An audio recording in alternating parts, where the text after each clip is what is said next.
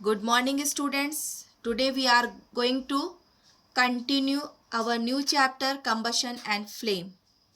Flame means Jyoti, law. So, flame is the region where combustion of vapors of fuel take place.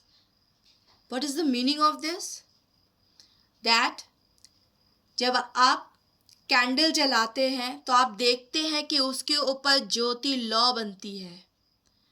Actually उस case में solid wax candle का नहीं जलता है, बल्कि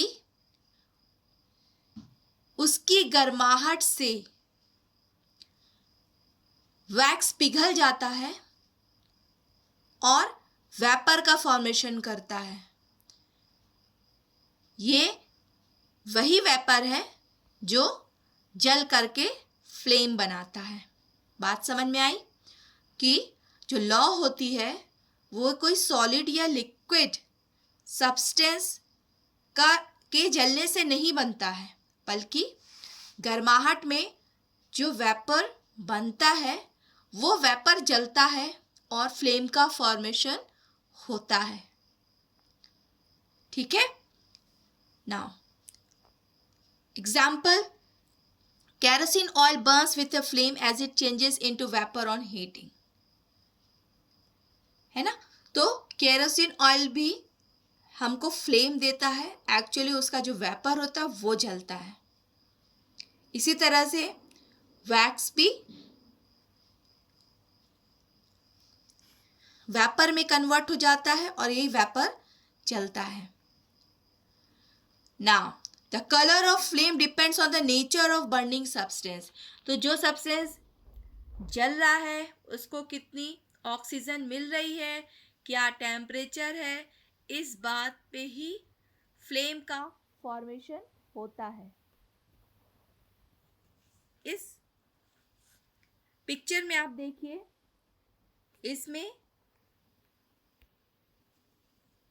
change in the color of Bunsen burner flame is shown, and here oxygen supply is very less, then slowly oxygen supply is increasing. Here 4 number flame is getting sufficient supply of oxygen, so this is showing you blue color. आप जब कभी LPG gas में काम करते हैं, कभी अगर खाना बनाते हो तो आपने देखा होगा कभी गैस सिलेंडर में येलो फ्लेम आती है. इसकी वजह यह है कि जो एलपीजी है उसको सही ऑक्सीजन, काफ़ी मात्रा में ऑक्सीजन नहीं मिल रहा है, इसलिए वो येलो फ्लेम दे रहा है. पर अगर बर्नर के सारे होल साफ कर दिए जाते हैं और उसको काफ़ी ऑक्सीजन मिलता है तो फ्लेम का कलर ब्लू हो जाता है. Now types of flame. So depending on the amount of oxygen available for burning, flames are of two types. Number one is non-luminous flame. This flame is produced when the supply of oxygen for combustion is sufficient. Means जब काफ़ी मात्रा में oxygen मिलती है तो उसे हम non-luminous flame कहते हैं. It is blue in color and emits very little light. Temperature is also very high, and most important thing is it does not leave any residue. Residue मतलब होता है बचा कुचा. जैसे कि हम जब लकड़ी जलाते हैं तो उसके बाद उसकी राख बचती है, उसे हम रेसिड्यू बोलते हैं. लेकिन जब नॉन ल्यूमिनस फ्लेम में क्योंकि काफ़ी मात्रा में ऑक्सीजन मिल रही है, ब्लू कलर का फ्लेम मिल रहा है, टेम्परेचर भी बहुत हाई है, यहाँ पे कोई भी रेसिड्यू नहीं बनता है क्योंकि यहाँ पे complete combustion of fuel takes place. Okay. So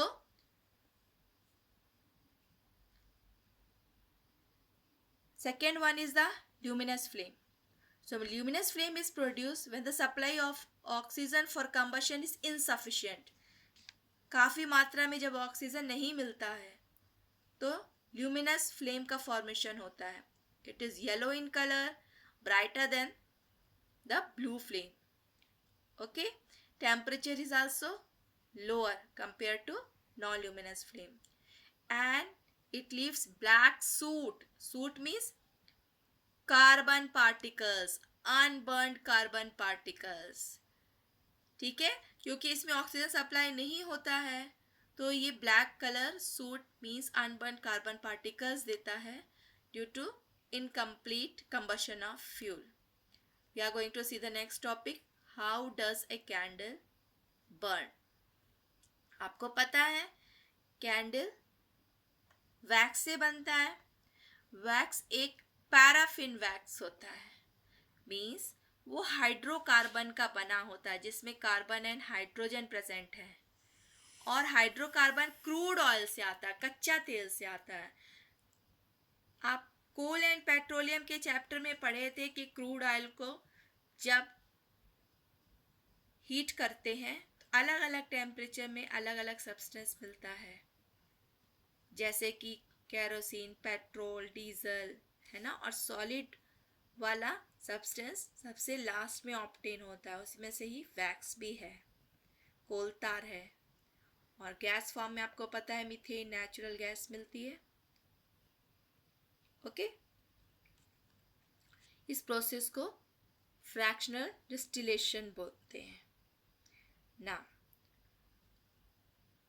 how the formation of candle takes place? So it is formed from hydrocarbons which are obtained from crude oil. Means we take paraffin wax और उसके बीच में cotton की Wick लगाई जाती है.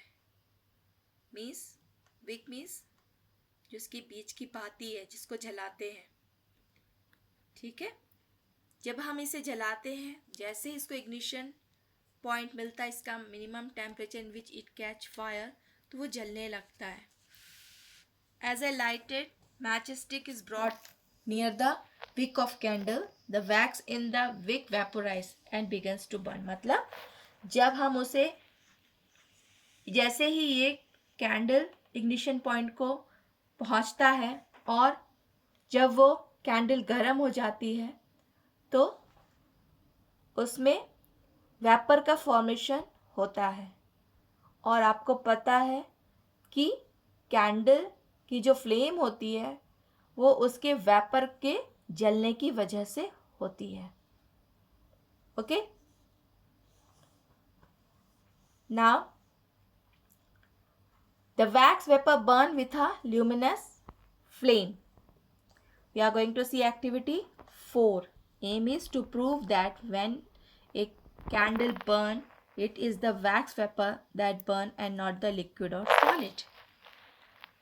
ये picture में आप देखिए, इस पिक्चर में ये समझाया गया है कि जब कैंडल को जलाते हैं तो एक्चुअली जो फ्लेम बनती है वो वैक्स वेपर की वजह से बनती है, ना कि सॉलिड या लिक्विड वैक्स से. जैसे इसमें मैच बॉक्स और कैंडल की रिक्वायरमेंट है. प्रोसीजर में पहले कैंडल को मैच स्टिक से जलाते हैं, उसके बाद जब हम उसे बुझा देते हैं, फिर हम उसके पास अगर जलती हुई, ये देखिए, माचिस की तीली लाते हैं तो हम पाएंगे कि ये वैक्स वेपर जल जाता है और उसके फ़ौरन बाद फिर से कैंडल पूरी इस तरह से जलने लगती है. Okay, so the candle lights immediately when we bring a burning match stick close to the wick. Wick means ये जो बाती, ये धागा दिख रहा है, even before it touches the wick. So what is the conclusion? That when a candle burns, it is the wax vapor that burn, not the liquid or solid wax. We are going to see next topic, zones of a candle flame. So candle flame is divided into 3 zones. जो सबसे बाहर दिख रहा है, ये देखिए आप इस फ्लेम, इस डायग्राम में देखिए, आपको ये पर्पल कलर, ब्लू कलर का दिख रहा है ना आउटर में, ये है एक्चुअली आउटर मोस्ट जोन. और इसकी जो अंदर का हिस्सा है वो है मिडिल जोन, और जो सबसे नीचे है यहाँ पे, इसको हम इनर मोस्ट जोन कहते हैं. We are going to study the outermost zone. So the outermost zone is the hottest zone of the candle flame. Here complete combustion of wax vapor takes place due to the abundant supply of oxygen, and it form blue in color. Okay, it is called non-luminous and it does not produce any soot. यानी इस outer जो हिस्सा है इस flame का, क्योंकि इसको आसपास से बहुत सारी मात्रा में ऑक्सीजन मिल रही है, इसलिए ये बहुत अच्छे से जल रहा है. इसमें कोई भी सूट का फॉर्मेशन नहीं है. Suit means unburnt carbon particles. Understood. अब इसमें ऑक्सीजन बहुत अच्छे से मिल रही है, तो ये हिस्सा बहुत ही गर्म भी होता है ना. और जो गोल्ड स्मिथ होते हैं सोनार, हमेशा इस आउटर जोन में ही अपना गोल्ड को मेल्ट करते हैं और गोल्ड को डिजाइन बनाते हैं. ना the middle zone, this is the moderately hot zone of candle flame. Here partial combustion of wax vapor takes place. मतलब पूरी तरह से वैक्स नहीं जलता है. Okay, due to the insufficient supply of oxygen. जब insufficient supply of oxygen है, जाहिर सी बात है कि इसमें कार्बन पार्टिकल्स का फॉर्मेशन होगा. Okay, and the carbon particles become extremely hot. इस जगह पे बहुत गर्म हो जाता है. Start glowing, producing light. So this zone is yellow in color and is luminous and it produces soot. Okay, that is the unburned carbon particles. ये innermost zone सबसे नीचे पे दिया है. It is the least hot zone of the candle flame. Here no combustion of wax vapor takes place. ठीक है, wax vapour का जलना यहाँ नहीं हो पाता है because of the absence of oxygen, or you can say deficiency of oxygen. This is black in color and it does not emit light and it is non-luminous.